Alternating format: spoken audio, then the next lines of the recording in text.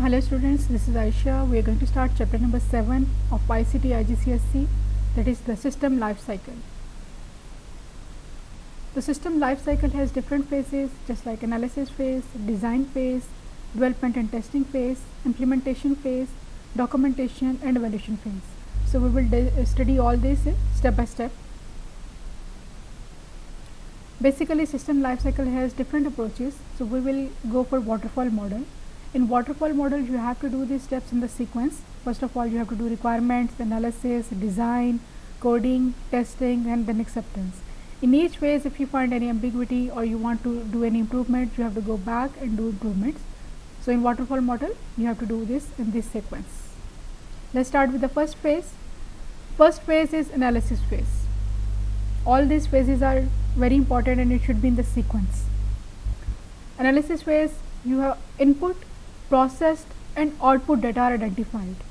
Means you will identify what you need, what will be the processing and what will be the output. Okay. Problems with the current systems are identified.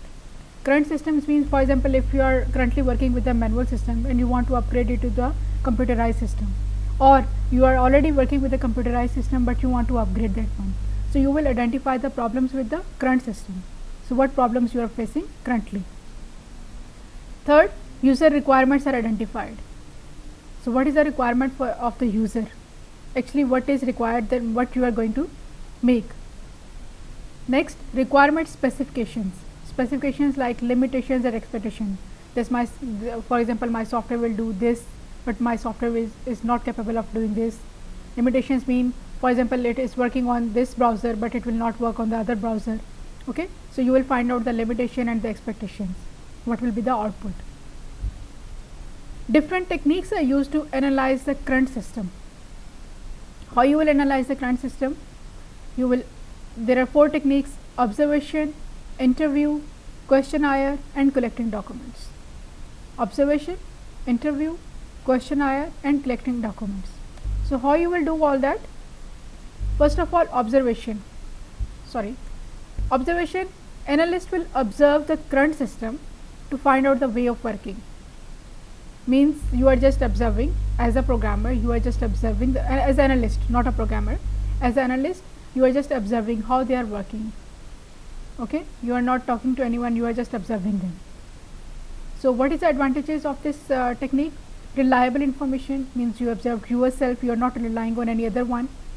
Information will not be biased, that you have just listened to the one person and you are not biased, you are observing everything yourself. But disadvantages, employees may feel uncomfortable. They are working but you are observing them, they may feel uncomfortable, and there is also a possibility that they may perform differently as they are being observed, so they may perform differently. Second technique is interview. Okay, for analysis you can use the interview technique. Analyst will take interview of the people who use the current system. All those who are engaged with this current system, you just take the interview of that people. Okay, means direct conversation, communication. You can ask open-ended questions. From their answers you can ask another questions based on their answers. So what are the advantages? You can ask open-ended questions, not limited to single question or not limited to yes no. You can ask open-ended question to be clear about your requirements. Next, question modification can be done during the interview. Based on the previous answer you can modify that this is also necessary, I should ask this also question. Okay, so questions modification can be done during the interview. But what is the disadvantage is time consuming, because if there are many people, those who are using the current system, you do not take interview for all that, so it might be time consuming. Third approach is questionnaire. Analyst will distribute the questionnaires to employees to take opinions about current system. Questionnaire mean you have just printed a page, some questions are there, you have just printed a page and gives to all the employees. Okay, they will just fill the form and send back to you. Okay, but you cannot ask, you cannot modify the questions over here. These are predefined questions. So what is the advantage? It can reach large audience. Means if you have to take interview from the large audience, that is difficult. But if you are distributing questionnaire, that is easy for you. Cheaper method and easy to fill. People will be easy to fill that because only multiple choice questions or check boxes will be there. But what is the disadvantage? may not be completed by an employee. Some employee may not complete, some employee may not return you, and you cannot expand or modify the question based on their answers in questionnaire. Fourth way is collecting documents. Existing documents of the current system analyzed to identify the inputs and outputs. You just take all their documents, their papers, their files to see what are the inputs, what are the outputs, how they are working right now. Okay, you just see their office documents. So what is the advantage? You can obtain critical information also, but it is also time consuming because you have to go on each paper, okay, and it is costly. So what are the 4 ways for analysis? Observation means you are observing, you are not asking to anything, but you are observing yourself how the people are working. Second, you can take interview from those persons who are currently using the system. Third thing, you can distribute the questionnaire and you can get back the questionnaire. That will be easy for you. The fourth thing is collecting documents. You just collect all the official documents and go through all of them. All these techniques can be used, but it depends upon the situation. So according to the situation, it will be different than which technique you are going to choose. That was the first phase. Now in the next phase, once you have analyzed everything, the next phase is design phase. Now you know clearly what the problem is. Now you have to design the solution. So information collected from the analysis phase is the base of design phase. From that analysis, that is your base now for the design phase. You have already collected all the information. Now what you have to design in this phase, you have to design data capture forms, screen layouts for the user interaction, reports layouts, screen displays, validation routines, file structures. File structures mean tables, field length, their name, type, what is the requirement in the database. Okay, so all this you will design. You are not going to create, but you are just designing that these are my requirement according to the analysis. Forms on screen design should be clear and easily readable. Use proper spacing. Use proper area for inputting text.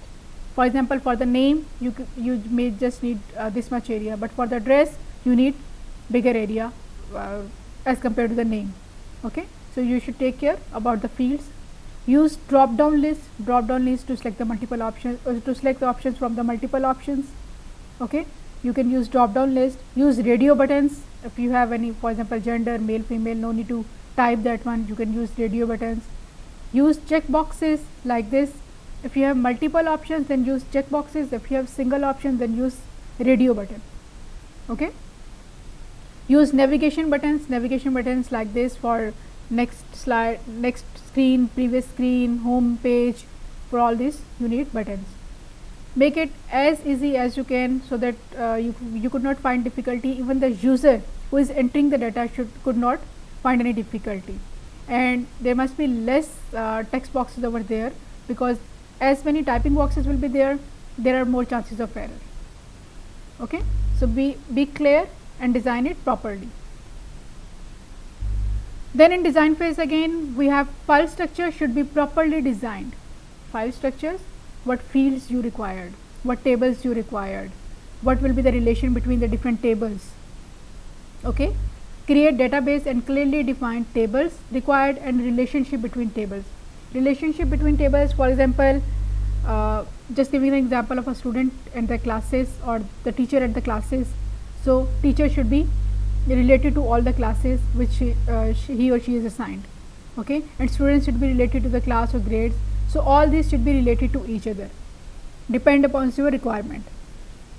Okay, so you have to clearly define the tables and the relationship between the tables. Set primary key and the foreign keys of the tables. Primary key, that is a unique key for any table, that will there should be not duplicated data. For example, your student roll number, that is unique for everyone, so that can be the primary key. Okay, that cannot be duplicated, that is your primary key. So any data that cannot be duplicated is your primary key.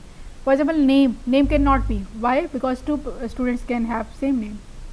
Okay, so your roll number must be the primary key because it will be unique for everyone.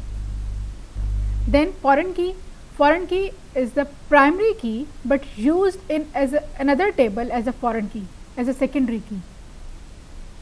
Okay, for example, your ID is a primary key over here.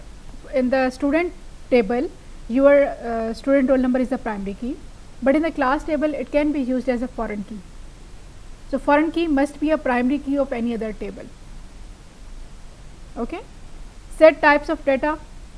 Types of data, your name should be text, your roll number should be integer, boolean. So there are a lot of types.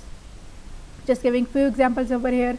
Customer ID, auto number means it will be automatically 1, 2, 3, auto number will be generated. Your name, text field. Date of birth, date or time field. Number of children, number field. Receive email, yes or no means boolean or logical. Okay, so there are a lot of different data types. So you should define what can be the field names and what should be their data types. In design phase, you will also check for the validation routines. Validation techniques are applied to check whether the data entered meet the specific criteria. Okay, there are different techniques. For example, first one is the presence check. In presence check, you ensure data is entered, field is not blank. For example, you have filled the form on any website, you have not entered your name, that you left the field blank. Okay, so it will not submit your form, it will ask you to enter some data. So that is a presence check. Okay, next one is type check. Type check, ensure type of data entered is correct. For example, your name must be alphabetic, there should be no numbers, and you enter A1. Okay, you have not left it blank, you just enter A1. So 1 should not be there, so it will again give you the error that make the correction. Or if you are entering phone number, you entered any alphabet over there, so again it will reject and ask you to do in the proper type, to type the proper number or alphabetical, whatever the type is. Third is length check. Ensure text is not too short or too long. For example, whenever you enter any password in any website, it gives you the option for minimum 8 characters in the password. It means your password should not be too short, and even in some fields there is a maximum limit also. So that is the length check. It is not about the letters or the numbers, it is the number of characters you are entering. Okay, number of characters you are entering. Even it's not about the number, it's the number of characters you are entering. Next is range check. Ensure data is given within the range. For example, you have entered a field to enter your marks. Marks must be between 0 to 100. So if anyone enters below 0 or above 0, it must reject that one. Okay, no, it's about the number, it's not about the characters or the length of the characters, it's about the range that you have given this range, so it must be between the range, within the range. Next is format check. Ensure format of data is correct. Example here is you have applied a format for date, that 2 digits of date and then 2 digits of month and then 2 digits of year. So you must enter the data in the same format. Okay, so this is your format check. Next is check digit. Check digit, to check the final digit in the code that is correct. Many of the barcode has the last digit is used as a check digit, so you have to check. So these are the validation routines that can be applied to your data. Data verification. Verification is different from validation. It will ensure that the data was correctly transferred into the system. So there are two ways for data verification. One is visual check or proofreading. Okay, visual check or proofreading. Proofread the data by visually checking the originality and accuracy of data. For example, in the name field, you have to write the name Ali. Have you written that name? Means you have not left it blank. Even data validation techniques are okay. You have not left it blank and you have entered the text over here, no numbers there. But is it the same name which is required? Okay, or is there any spelling mistakes in the form? So this is data verification. Okay, so you have to check visually by just proofreading the form. Second way is double entry. Enter the data twice to ensure the data entered is correct. If both of them matches, it means your data is correct. For example, enter password twice, and on some website you will get this option, enter password twice. It means they are making sure that you have not done any mistake on the first one. Okay, so these are the two ways for data verification: visual check and the double entry. In the third phase, that was the second phase, design phase is complete. You have to design what? The data structures, the file structures, screen layouts, all these you will design. Now the third phase is development and testing phase. Whatever you have designed, now you have to create that. Whatever you have designed in the design phase, now you have to create that. Create or develop the design system. Divide whole system into modules. If you have a bigger complex problem, just make different modules, divide in the parts and work on different parts. Okay, instead of doing on the same thing, work on different parts. Okay, create file structures. In the second phase, we have designed. Now you are going to create it. Create database, apply validation techniques. In the second phase, you have designed that on this data we need this validation technique. Okay, or on this data we need this type of verification. So here you are going to apply that. Create user interface, screen layout you have already designed, now you have to create that interface. Link or merge modules to make a single unit. If you have divided the whole problem into different parts, now combine all them. Okay, after working on separate modules, now combine all them and make it a single unit. Before developing the software, you need to test a strategy. Decide which parts of the software functions needs to be tested. Okay, draw up a test plan. Which test to be performed, the data to be used in the test, the expected outcome, the purpose of each particular test. For example, just simple example, if you have a marks 0 to 100, so what type of test you will perform? That there should be no alphabet over there. Okay, and which data you will use? You will check if we enter below 0 or above 100, so it should be rejected. Expected outcome, it should reject or accept, depend upon your conditions. The purpose of each particular test, to check their feasibility. Testing, different types of test data are used to ensure the expected outcome: normal, abnormal and extreme data. Same example, if you have a range of marks 0 to 100, the normal data will be any number between 0 to 100. So it should gives you the what is the expectation? No, it should give you the normal value. It works normally. Okay. Abnormal, beyond the limit. Beyond the limit may be less than or greater than this range. So it should be rejected because it is abnormal value. It is beyond the limit. Then extreme data at the boundaries of the limit. You have to check by entering 0 or 100, it should be accepted also. Okay, the boundaries should not be rejected, boundaries should also be accepted, because 100 you can take 100 marks, but 101 should be abnormal. Okay, so these are the three ways: normal, abnormal and extreme testing. For complex problems, we said that we have to divide it in the different modules, different parts, separate parts. Now there are two types of testing over here: unit testing. In unit testing, this is the first type of testing, is to be carried out in the software testing lifecycle and generally executed by the developer. Who will do it? Developer will do it. Okay. The goal of unit testing is to test each unit separately and ensure that each unit is working as expected. Just a simple example, if you are making a calculator, you are divided it into different modules for the addition, for subtraction, for multiplication, for division. Now just create the module for addition, test that and modify if there are any errors found. Okay, until it gives you the expected result, just test and modify. Separate module for the multiplication, separate module for the subtraction. Okay, so you have divided your program in the separate modules. Test each module, that do you get the expected outcome? If no, find the errors and modify that module. This is your unit testing. You are testing each unit separately. After unit testing, the second is integration testing. Okay, second type is integration testing.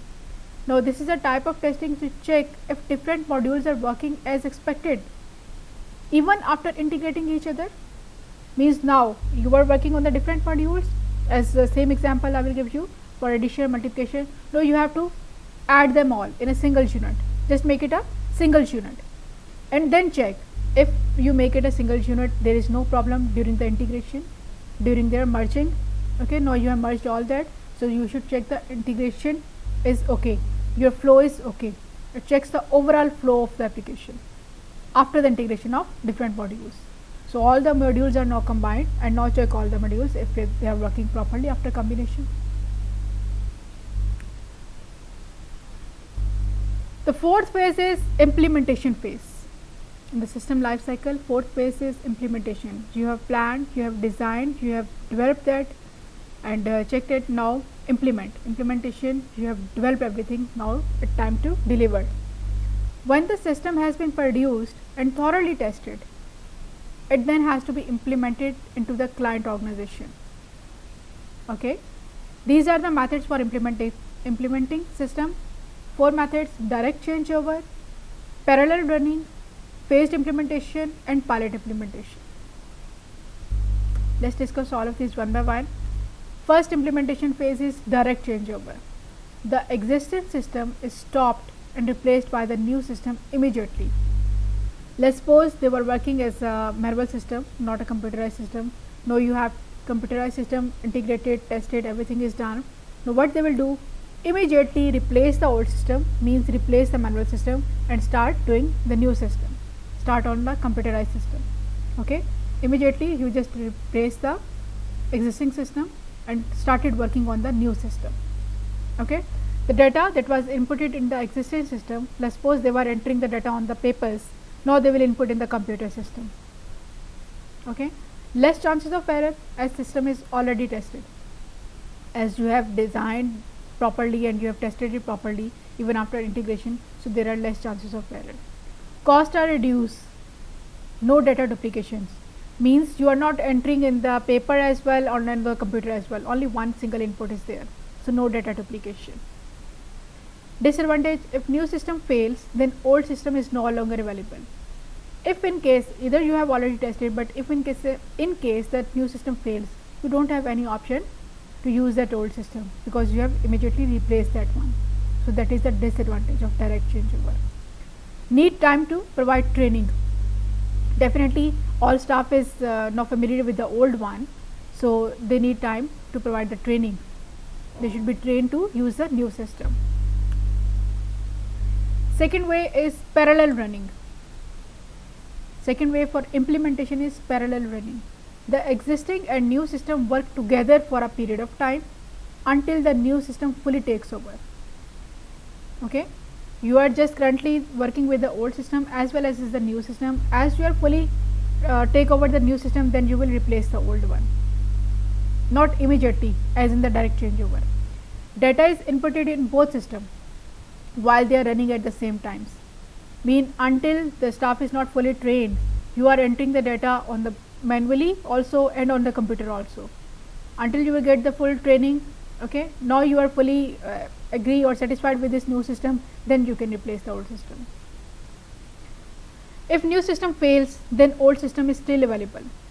If during this parallel phase you have any confusion or you have any malfunctioning in your new system, you still have the option to choose the old one. Okay, employees can be trained gradually. If they find any difficulty, they can be trained gradually. What are the disadvantages of parallel running? Need more employees, that increase the cost as well. More employees, why? Because you have to enter data in the old system as well as in the new system, so you need more employees. One person cannot do all this at the same time. Tasks will be duplicated because you are entering here also and here also, so tasks may be duplicated. Third way for implementation is the phased implementation. The new system is gradually introduced. When parts of the new systems are working at a satisfactory level, then more elements of the system are phased in. Means old system is also in the current scenario, but you are doing it phase by phase, not all at once, phase by phase. Okay, you have just apply the one phase in the new as a new system, and if you are fully satisfied with that one, then apply the second phase, then apply the third phase, until you fully satisfied with the whole phase. And once you are fully satisfied with the whole system, then you can replace the old one with a new one. Okay. So what are the advantages? If part of the system does not meet any criteria, you can go back to the old system. You have the option, but it is time consuming because you are doing it phase by phase. You are not implementing whole system at a time. For example, in a school, you have different things. Let's suppose for registration, for timetable, you are making software for this different thing. So what you are doing right now in this phased implementation, first of all, you just go for the registration system, okay, not other system.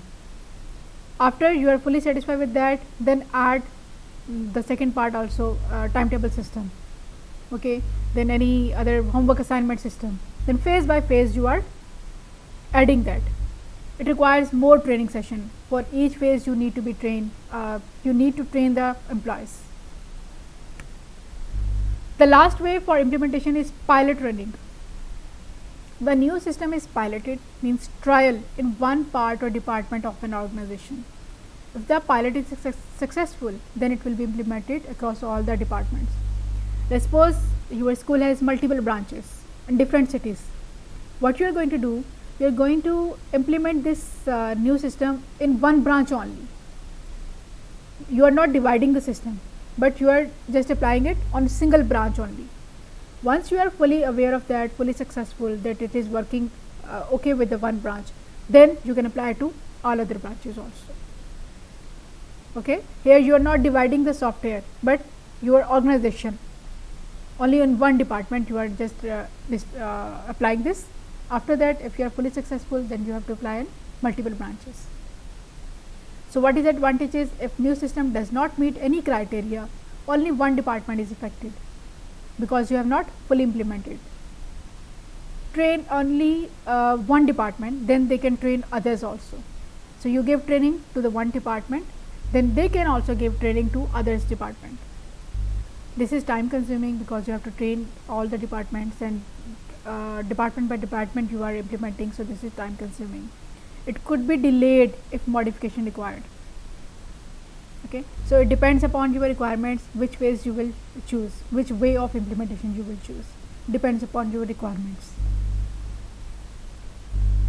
Next phase is the documentation phase. There are two types of documentation that are produced. Now you have fully planned, designed, created and implemented. Okay, the next phase is documentation. You need two types of documentation: user documentation, technical documentation. In user documentation, it is intended to help the user of the system. It is intended, technical documentation, to help the maintainers or the technical persons of the system.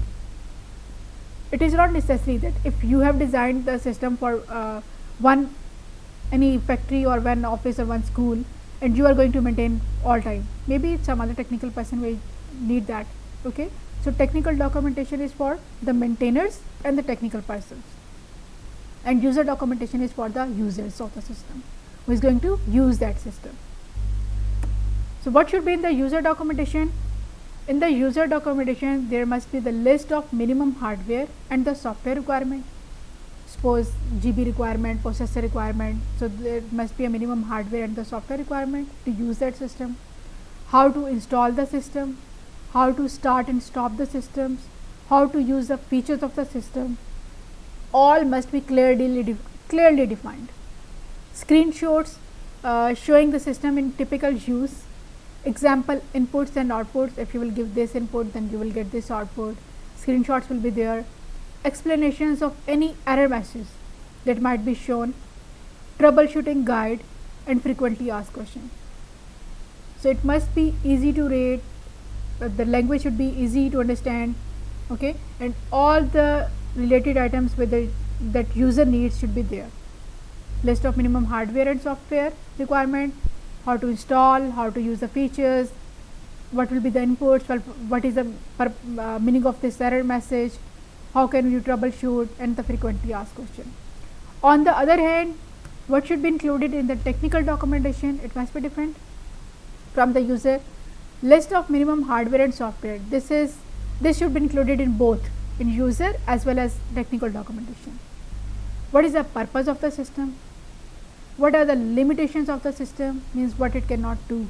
What are the limitations, on which browser or on which software it will not work, okay, or in which operating system, depends, different scenarios are over there. What system flowcharts should be in technical documentation. Program coding and annotations should be there. List of variables used and purpose of that variable should be clearly defined. File structures like tables, links, data fields and types should be clearly defined in the technical documentation, and what validation routines are applied. So only this thing is in common. Hardware and software requirement should be there in both user as well as technical documentation. Rest of the things are different because technical person has to use this, because it is need for the maintenance purpose. Last step is evaluation. That is the final stage of system life cycle. Okay, last step is evaluation. Refer back to the requirement specification to see whether the new system has resolved the issues of the previous system. In the beginning, you analyze that this is the problem with the current system. Now you have to develop the new system so that your problem should be resolved. Now you have to check as they are working, their problem is solved now. They met the requirements stated in the design phase, which you have analyzed, which you have planned. They met all the requirements. Compare the solution with the original task requirement. From the beginning, you have to compare that what you have analyzed, what you have designed, what you have developed, is it meeting all the requirements. Identify the limitations and necessary improvements. Do you need any other improvement? Evaluate the user response. The user is happy with that. Is it fulfilling the requirements of the user? Okay. This is ongoing. Then maintenance, it is an ongoing process. Ongoing, it can be at any stage, continual process, and will take place throughout the system's operational life cycle. Operational life cycle means until they are using that new system. So it is ongoing process. Maintenance is your ongoing process. So there are different types of maintenance. First is error correction or corrective maintenance. All complex software goes wrong sometime. These errors are called bugs in the software. We have to find the bugs and fix the bugs. So this is your corrective maintenance. If you find any error in your program, then you have to fix that. This is your corrective maintenance. Then edit functionality or adaptive maintenance. Things changes in any organization. The original problem that the system was built for may have altered now. Let's suppose one store was selling clothes, but now they want to sell the shoes or any other article they want to sell. So means they have changed, they have adopted. Okay, so the requirement is changed. The purpose was changed now, so you have to alter that according to the new requirement. Third is performance improvement or perfective maintenance. Organizations usually want to speed up the process or make them more efficient. Example, increase in number of products being handled. Let's suppose they were dealing only with the clothes, but now they are dealing with the clothes and other items also. Okay, so you have increased, you have advanced their business. So that is why they need the maintenance, they need the modification in the system.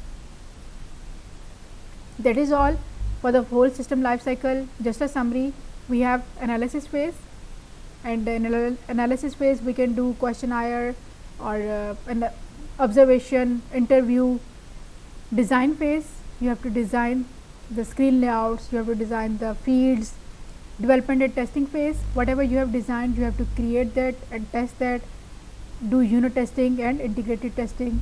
Then implementation phase, after developing you have to implement that. There are also 4 ways for implementation: direct changeover, parallel, and after that you need documentation. Documentation might be user documentation or technical documentation. Then you have to evaluate, and maintenance is the ongoing process. So that is all for the system life cycle. Thank you very much for listening.